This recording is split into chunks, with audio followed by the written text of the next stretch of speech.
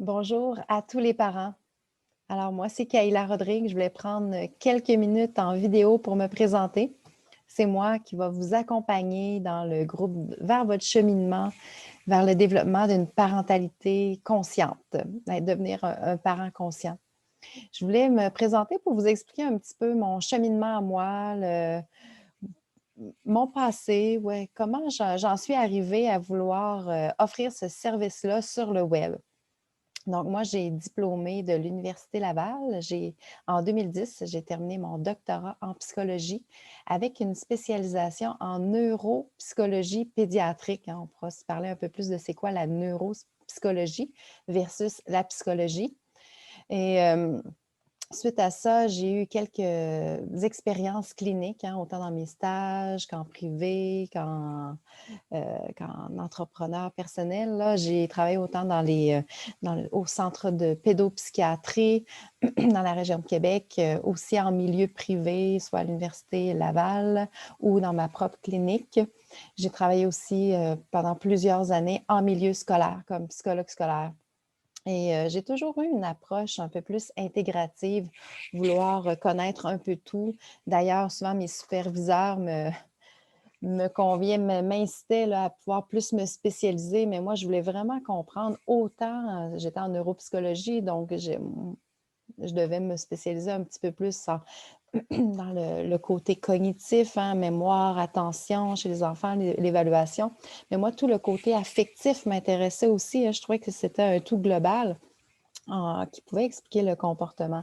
Donc, c'est ce qui m'a fait me diriger, entre autres, dans le milieu scolaire, où est-ce qu'on pouvait retrouver tout type d'enfants, c'est vraiment leur milieu.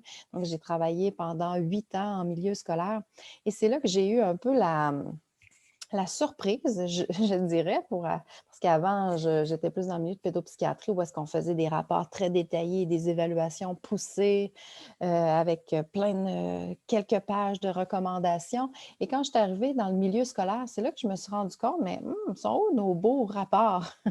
Et effectivement, les gros rapports, souvent, étaient peu ou pas utilisés parce que peut-être pas assez connectés avec la réalité du milieu scolaire. Donc, mon expérience en milieu scolaire aussi, après quelques années, je me suis rendu compte que mon rôle était beaucoup d'évaluation, entre autres, et j'adorais l'évaluation, donc c'était correct. Sauf que je me suis rendu compte que souvent, ces évaluations-là, même si le client était très satisfait, l'équipe école était très satisfaite, que souvent, on dirait que ça s'empilait dans le classeur. Et après les années, hein, on dirait que l'enfant pour la plupart, hein, certains, ça avait un changement significatif, mais pour la plupart, on dirait que les difficultés persistaient ou revenaient. Donc, j'ai observé, je n'ai pas fait de statistiques, on va dire, scientifiques, mais j'observais que rendu en 6e année, souvent près de la moitié de la classe là, se retrouvait, des élèves de 6e année, près de la moitié de la classe se retrouvaient avec une médication. Donc ça m'a vraiment fait de me questionner, mais mon Dieu, à quoi ça sert tout ça? Vers où on s'en va? Et en parallèle, j'ai eu mes propres enfants. Moi, je suis maman de 2 enfants, un garçon de 6 ans, une fille de 4 ans. Et moi, je dirais que la naissance de mon premier enfant, pour moi, ça a été mon éveil. Mon éveil autant personnel que professionnel. On dirait que j'ai perçu le monde autrement. Je me suis questionnée sur vraiment différentes questionnements, on va dire, de la vie. Et c'est ce qui m'a fait peaufiner mon approche intégrative là, dans ma clinique. Donc, suite à ça, je travaillais toujours en milieu scolaire. J'ai essayé d'intégrer vraiment mon modèle des 3 cerveaux que vous allez apprendre davantage dans l'accompagnement.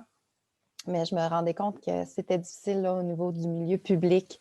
Même si mon école, ma direction était très ouverte, je sentais quand même qu'il y avait une rigidité, que je ne pouvais pas aller extensionner, prendre l'ampleur là, dans mon approche. Donc, c'est pour ça que j'ai décidé de virer totalement. Je faisais déjà du privé en parallèle, mais depuis les 2, 3 dernières années, je fais totalement du privé. Je me concentre sur mon approche intégrative.